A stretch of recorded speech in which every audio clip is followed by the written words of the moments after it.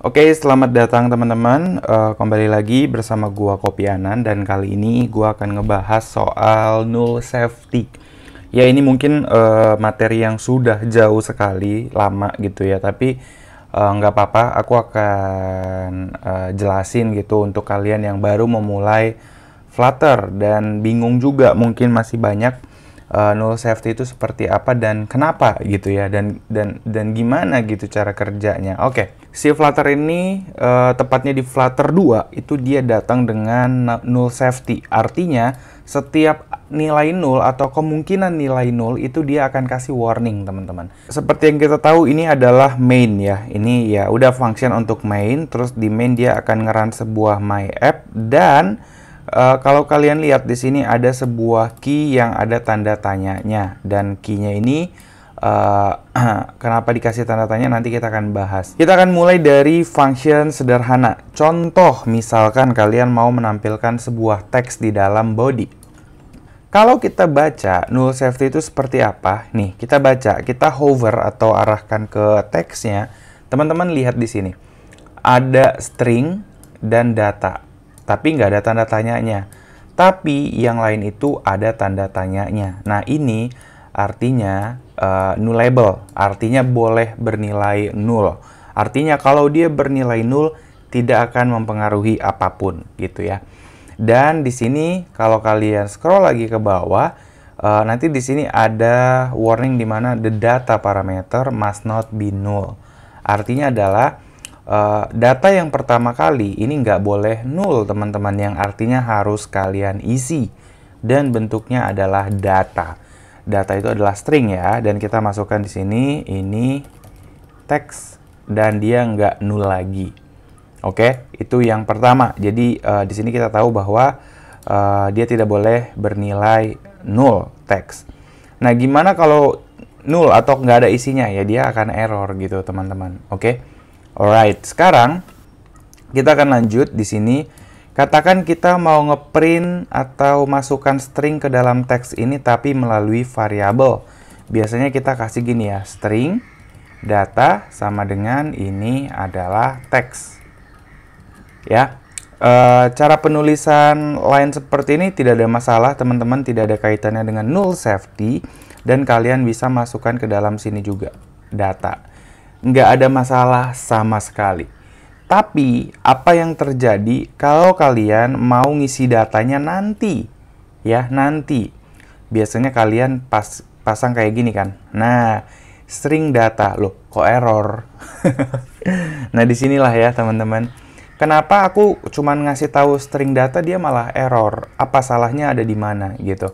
Ya, salahnya ada di mana ini? Kenapa gini doang error, gitu.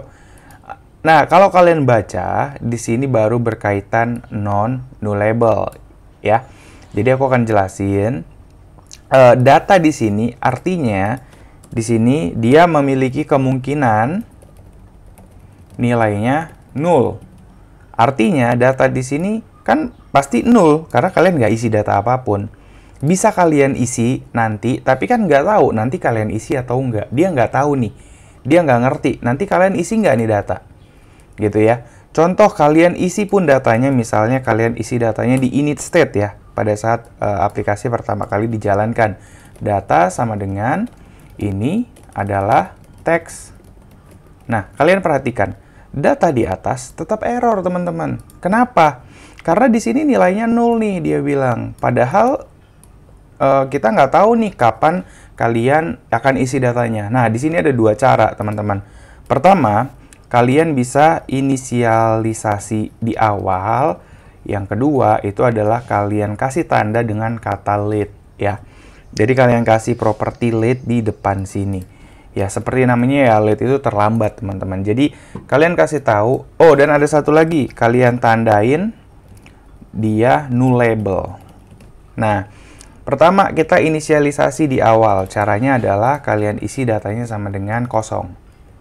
Gini. Ya, tapi kan nggak semua orang butuh, kadang-kadang kita juga butuh nih, nggak, aku datanya mau bisa null gitu, aku mau nih nanti datanya bisa null. Nah, kalau begini kita nggak valid nih caranya gitu ya. Nah, berarti cara yang kedua kita pakai adalah kita kasih tanda tanya. Bam. Nah, tanda tanya di sini artinya kita tandain, kita kasih tahu ke sistem bahwa ini data boleh berisi 0. Dia nullable ya, boleh berisi 0. Artinya, kalau nanti pun nggak diisi, nggak apa-apa gitu. Tapi teman-teman, kalau kalian masukkan data di dalam sini, ini jadi error di dalam teks. Loh, kenapa? Karena si teks di sini mengharuskan stringnya itu nggak boleh 0, sedangkan yang kita punya itu boleh 0. Mana tadi? Nah ini, boleh 0. Nggak nyambung. Paham nggak? Nggak sama nih. Udah beda nih, tipenya udah beda. Jadi seakan-akan dia tipe sendiri. Nah, terus gimana dong kalau aku tetap mau ngisi data di sini? Nah, aku nyebutnya dengan kata dipaksa ya. Jadi, ya kita paksa dia, kita kasih tanda seru di sini. Artinya adalah penegasan bahwa oke, aku tahu konsekuensinya, jadi aku kasih tanda seru. Artinya di sini adalah ya udah, kalaupun 0 enggak apa-apa, karena kita tahu di sini datanya udah pasti diisi. Tapi kan namanya kita programmer, kadang suka lupa ngisi data di sini atau kayak gimana. Nanti bisa juga ini kena error, makanya dia tegasin di sini pakai tanda seru. Nah ini valid teman-teman, tapi ya tadi paling enggak kodenya udah bilang, pokoknya aku udah kasih tahu ke kamu. Kalau data ini harusnya nggak boleh 0, tapi kamu isi dengan data yang kemungkinan boleh 0. Begitu penjelasannya. Nah, kemudian gimana kalau misalnya kita kasih late? Kalau kita kasih late, ya sama aja teman-teman. Jadi dia tipe datanya tetap non-nullable. Artinya tetap nggak boleh 0, tapi harus diisi sebelum ditampilkan. Oke, nah next teman-teman itu adalah kita akan bikin sebuah function, misalnya di sini kita kasih calculate seperti ini misalnya. Nah, terus katakanlah di sini ada data integer A, integer B, integer A, integer B. Oke ya. Nah, biasanya cara kita memanggil function itu adalah dengan, atau kita katakanlah di sini return A plus B. Karena dia return, berarti kita kasih di sini integer. Lihat. Pertama, untuk manggil function ini biasanya kayak gini doang ya, teman-teman. Kita panggil functionnya call function. Itu dengan menggunakan calculate, kita isi datanya langsung A dan B ya, gitu ya. A-nya berapa? Misalnya aja A-nya 1, B-nya 2, ya, beres gitu. Nah, tapi teman-teman, kalau kalian lihat tadi teks, itu ada yang memakai tanda, buka kurung kurawal. Nah, ini aku lupa namanya, tapi kalian harusnya sering pakai ini. Apa bedanya bang, kalau kita kasih kurung kurawal, sama tidak kita kasih kurung kurawal? Kalau kita tidak kasih kurung kurawal, kalian harus benar-benar langsung masukkan nilainya, teman-teman. Jadi nggak ada namanya. Beda kalau kalian kasih kurung kurawal. Bam, begini. Nah, jadi ketika kalian panggil di sini, kalian harus panggil dulu namanya titik 2, 1, terus koma, B titik 2, 1, atau 2. Gitu ya. Jadi ini lebih tahu kita data yang mau diisi apa. Begitu teman-teman. Loh, tapi bang, itu error. Nah, ini permasalahannya teman-teman. Kenapa dia error? Ini juga berkaitan dengan null safety. Maksudnya gimana? Maksudnya begini. Kata atau lambang tanda seru ini artinya semua yang berada di dalam kurung, artinya opsional. Artinya ini opsional teman-teman ya. Opsional artinya ya bisa diisi, bisa enggak gitu. Nah, karena dia opsional, artinya bisa kemungkinan tidak diisi. Kalau dia kemungkinan tidak diisi, berarti dia bisa nol. Paham ya? Artinya dia boleh nol. Karena dia boleh nol, kita harusnya kasih tanda gini. Gitu teman-teman. Harusnya kita kasih tanda tanya. Karena dia boleh nol. Kecuali teman-teman bisa aja nih taruh 1 di luar gini. Ya, sama aja ya. Ini bedanya adalah nanti pada saat ngisi data, kalian yang pertama dimasukkan nilai 1, terus yang kedua koma, B titik 2, 2. Gitu, bedanya gitu ya. Jadi Ya, itu cara urutan aja, kalian bisa pelajarin. Nah, kalau ini boleh tanpa tanda tanya.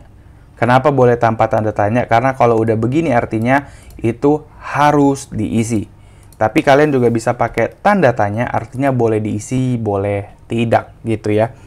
Gitu teman-teman, bedanya begitu aja. Alright, next kita balikin lagi. Oke, sekarang integer A, integer B, ini aku balikin lagi A.2. Oke, sekarang gini, Bang, ini kan kalau misalnya ini kan boleh diisi, boleh enggak. Jadi kalau teman-teman panggil calculate seperti ini lihat calculate nggak diisi boleh. Tapi nanti pada saat dihitung dia error teman-teman. Tahu nggak kenapa error? Karena di sini kalian lihat tuh. Tuh, can be assigned to the parameter type num gitu ya.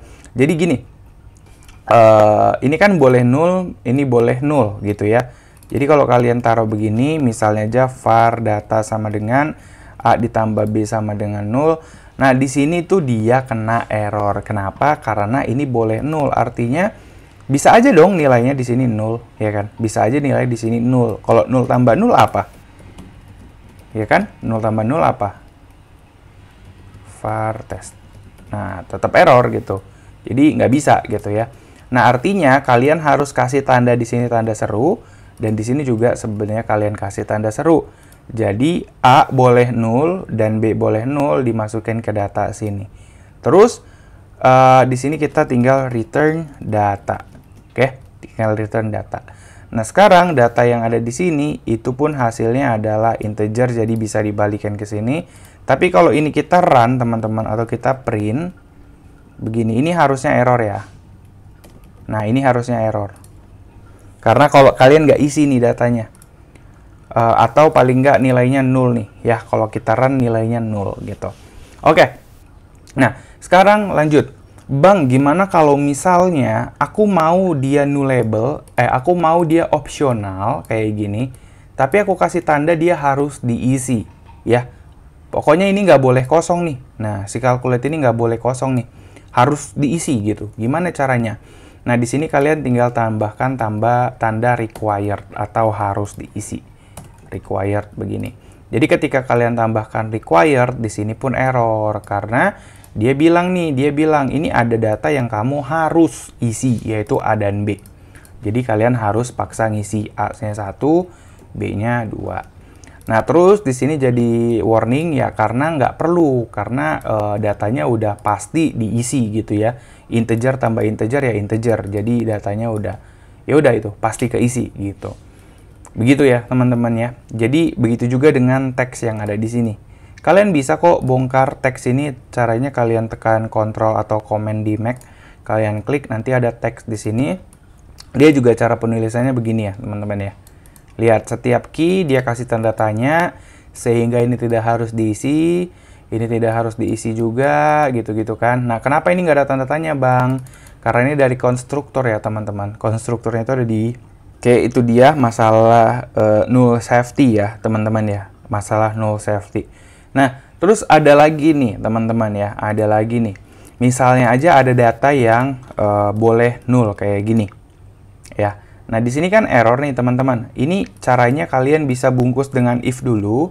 If A sama dengan 0, baru kalian isi A sama dengan 0 misalnya. Terus baru kalian tambahkan ke penjumlahan gini. Ya. Tuh, jadi nggak error kan kalau dikasih if. Karena dia tahu nih, oh A udah di-handle. Artinya nilai A yang kemungkinan 0 ini itu udah ditanganin gitu. Ya kalau dia 0 bakal seperti ini. Tapi ada kejadian nanti di mana kalian tidak harus meng-if-kan gitu ya.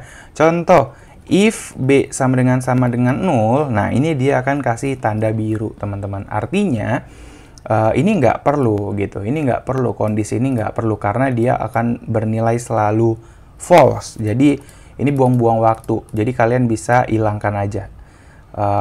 Bukan ignore ya. Ya pokoknya bisa dihilangin aja. Ini nggak perlu. Jadi B itu nggak perlu lagi di if-ifin lagi gitu. Ya. Jadi itu aja teman-teman. Karena pasti diisi gitu. Pasti diisi. Kalaupun kalian isinya 0, teman-teman. Misal, ini kan B nih. Bang, gimana kalau aku isi 0? Ya isi aja, tetap error. Karena dia udah tahu nih nggak boleh 0. Begitu teman-teman, itu untuk null safety. Dan sebenarnya itu simpelnya aja ya, pada saat implementasinya ya kalian paling nggak, harapan gue adalah ketika error seperti ini, kalian tahu errornya kenapa dan ngefixnya gimana. Ya, jadi nonton aja ulang-ulang, kalian praktekin, pasti kalian lebih terbiasa dan ya jadi lebih gampang aja gitu. Itu aja teman-teman dari gua, terima kasih dan bye-bye.